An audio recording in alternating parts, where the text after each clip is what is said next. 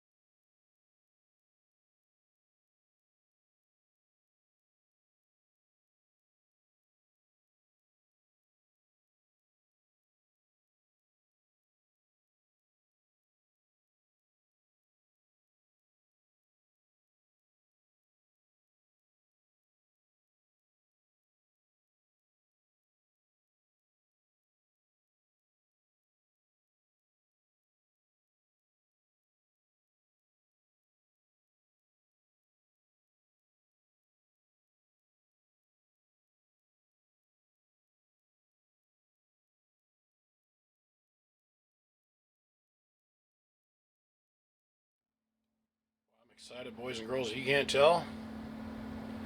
Daddy got himself a new camera over here at the production house, kicked down finally. Yeah, we got ourselves all kinds of new goodies. I can't wait until I get the new microphones coming. I got new mics, so I can have complete noise canceling. It's gonna sound like a friggin' studio up in this joint. I'm excited as all get out. So what we got here is the rarest of the ginger unicorn horn. We got ourselves a Viking V32 or 3.2. It's a big deal. Only made about 150 so of these. I have two. This one is one that I've already rebuilt for another guy. It's already got all the power wire upgrades done to it. All that great crazy stuff. The problem is when it showed up here, it had what I thought was 4, but it turned out to be 5 dead transistors in it. Now, this thing's got 16 transistors in it, but they're all non-red dot. And at $210 a piece, yeah, smarts a little bit when a guy goes and he's abusive to his equipment and blows transistors up like that. Now, a smart guy, what he would have done is he would have said, screw it, ripped all the Toshibas out of this thing and put HGs in their spot. Now, what I did was a little something different here. Being that I'm a sadist in kind of a way, I didn't do that. Went in there and replaced all the transistors in the thing, all down this side, because I ended up having these two that were bad, and these two that were bad, and one of these that was bad. Think about that. You got well over $1,000 in just parts to fix it. Just because some other guy out there wanted to hammer down and go, audio, hello, breaker, breaker. So, we're not volting this thing per se. Come on. Get with it, BBI. We got it on 13.5 volts, but when we drive it a little bit, the volts drop. Hello, hello. Hello. 111. Hello. Now that's a 1,000 watt slug in 5X. So we're making 600 watts at 20 watts of drive. Now we're going to turn on our little bench 2 pill over here. And that's all we're going to put into it is about 300 watts of power. Makes 2,500 watts pretty easy. That's at about 200-ish watts of drive. So, Turn it up a little bit more. Hello. Hello. And now we're making 2,800 watts of drive, or 2,800 watts of output power. This thing is a low drive box, you guys. And I found out that the guy that was running this, at one point or another, he was explained to him that he needed to take a 1 pill and run that into a 500, so a modulator into a Texas Star 500 into this. I think that was the first time around. We got him straight. So this thing, I've been over it top to bottom, side to side. It's electrically correct and right. But man, there's 16 non-red dot transistors in here at over $200 a piece. Man, I don't know. I'm struggling. I'm on the fence if I should let this go or not. Because this is the 3200. This is number 36 out of the 150 so they built. It's in really, really, really good shape. Now I got another one that's in kind of rough shape. But I'm going to take and I'm going to turn it into this. That's right, Pinball Wizard. The pinball. The rarest of the rare unicorn fauna. I'm not kidding you. If Chuck Norris was going to eat rare meat, he'd have to eat unicorn meat, and this is rare meat. Hard to find. Happen to have 2 of those faceplates. The gentlemen over at Galaxy were kind enough to hook me up with all the parts I need to convert that into a pinball and still keep it within their factory specs, which I thought was pretty cool of them. So I think I'm going to wrap this up. I'm going to put the tins on it. I'm going to put new rubberized feet on it, get it looking all look pretty and shiny and spiffy. Now the other thing I did is I'm tired of using sheet metal screws on these little guys. It's just sad. So I went ahead and I did PIM nut inserts into the side of the cabinet, so we're not going to end up having to put like a 3-inch large bolt in the thing to hold the lid on. We can stay at 632 thread, paint the heads of the 632s black. See, this is our Texas Star usual sheet metal screws, and all I did was take some 632 stainless, primer it black, and then paint it black. I know it's struggling tough. I don't understand. Let me get the tins on this thing. Let's make it run, and then I'm going to put some serious watts in this thing and make it do some serious output power. Well, where to start, where to begin, where to go from here? Let's start by this. Let's go ahead, we're going to zoom in on this.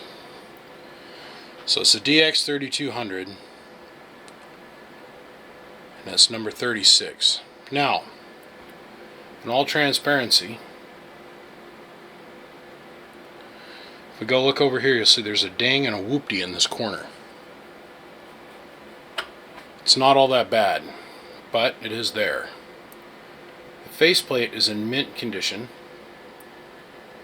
And the tins, for the most part, except for right here over the output, where apparently when it left here it had a line section that was attached to this.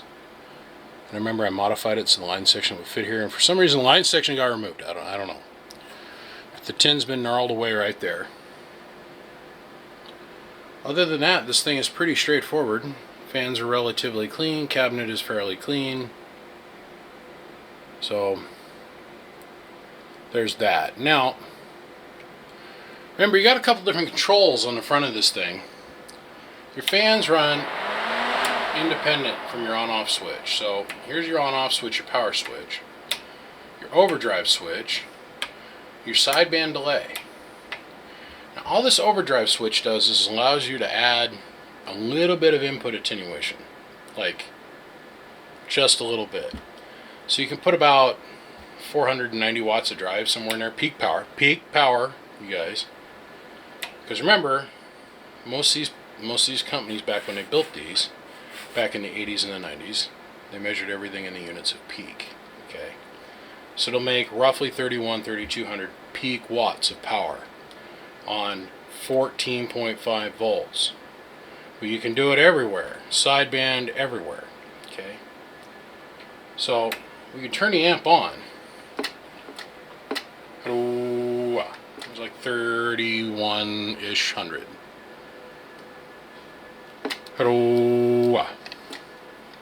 2800-ish. That's a 1000 watt slug in 5X. That's a 5000 watt slug in average. And of course our 5 watt slug in reverse. But let me tighten it on in that a little bit.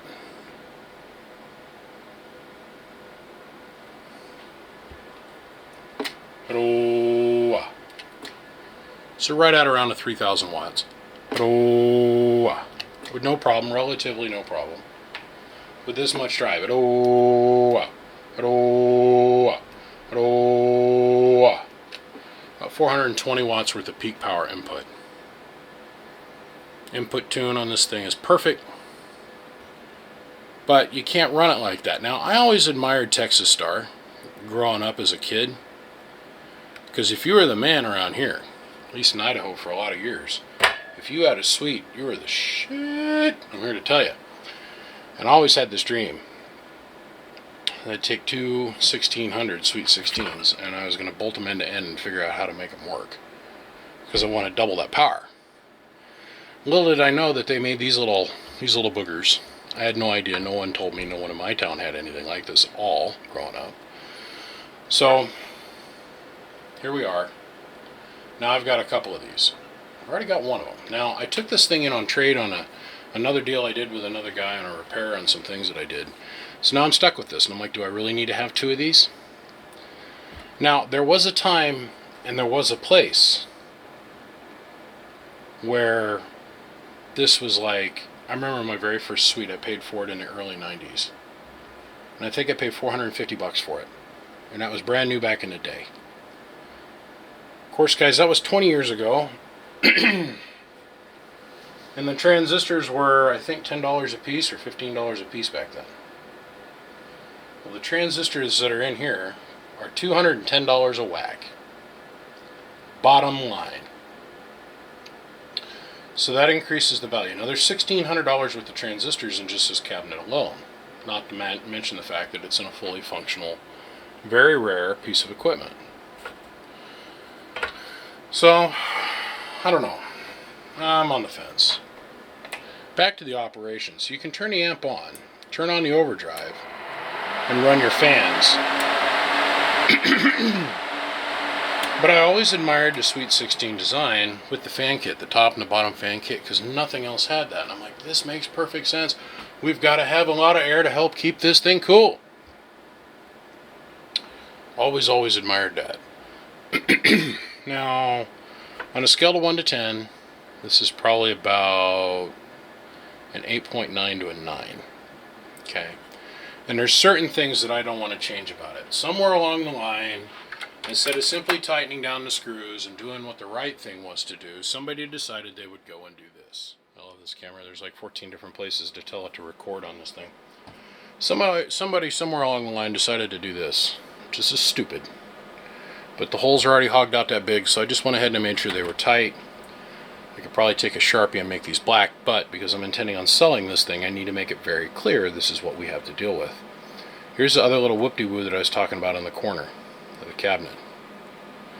So that diminishes its value.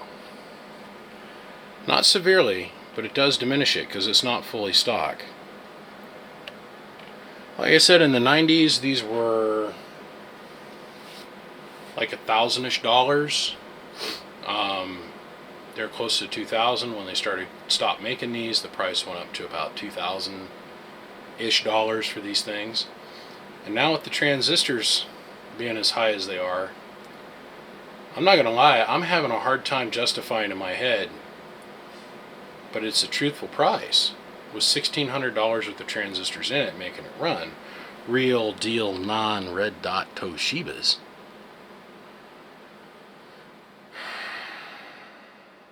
Man, I'm on the fence. Sorry about that. My wife walked out here. I think that I'm going to have to get $3,100 out of this before shipping. I'm serious. It's rare, works, it's in really good shape. I even went through and I replaced the feet, because these feet are older than Jesus and they look like Jerusalem Cruiser shoes. They're all worn out and full of rust and chipped and broken. So it's got 4 brand new soft rubber feet on it. Yeah, that's where I'm going to sit. I'll even put this out there, or best offer. I'll slide that on top. So if you come relatively close, and let's say I like you, that's where we're at with this. Some people aren't going to be out there, oh my god, it's so expensive. That's great. I don't really care. I'm going to put saran wrap on this thing and wrap it all up so no dust gets in it, no dirt gets in it. And I'm literally going to put it in the closet. Now if somebody decides they're going to call me and they want to buy this, it's great. It's here. It can go. Don't care. Or it can stay here till the end of time. And maybe what I'll do is I'll take the Toshibas out of it and I'll put HGs in its spot and I'll turn it around and I'll sell it for like $1,500-1,600 bucks. But 16 non-red dot Toshibas at $210 a whack. Do the math. But guys, I gotta go. I've spent the last couple days working on just this, that and getting unpacked, learning how to use this new camera, which is amazing and awesome, and I freaking love it to death. I had a couple pieces show up today, which I'm really excited about them getting here. They just showed up today. I got it mounted on the camera. I need to take it off. This is called the SMAD shoe. This thing here, this little piece of plastic is $69 for this camera. Now the system that plugs into this that I purchased, I told my business partner I was going to get the cheaper one. I couldn't do it. I just went ahead and I spent this $17.50 to get the dual channel microphone receiver unit that goes with this. I figured, you know, if I'm going to have the camera, I might as well go ahead and spend the money on the mics. Which means probably by the end of this week, we're going to have a whole lot better quality and sound. We're definitely going to have more volume. I can guarantee you that. But the neat thing about this SMAD shoe is that it works through the bottom of the shoe and it interchanges between both cameras that I have. So I'm really excited to have just this one little piece. But man, do I got some cool stuff coming for this camera. I mean, this is straight up like a professional documentary camera. I'm really excited to have it. So video number 1 on the brand new super high def 4K ultra mega schmack camera. I hope you guys have enjoyed it. Gentlemen, my name is BBI. Call me this number if you're interested. Give me a ring. But guys, that's the inside of this Texas Star Viking. The rare and rare. Someday when I get around to it, I'm going to build me a pinball. Let's see if you guys are interested in it, because I'm not going to keep it for myself. I'll probably sell it. You let me know.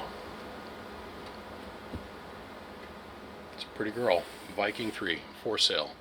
See you guys. Bump bump.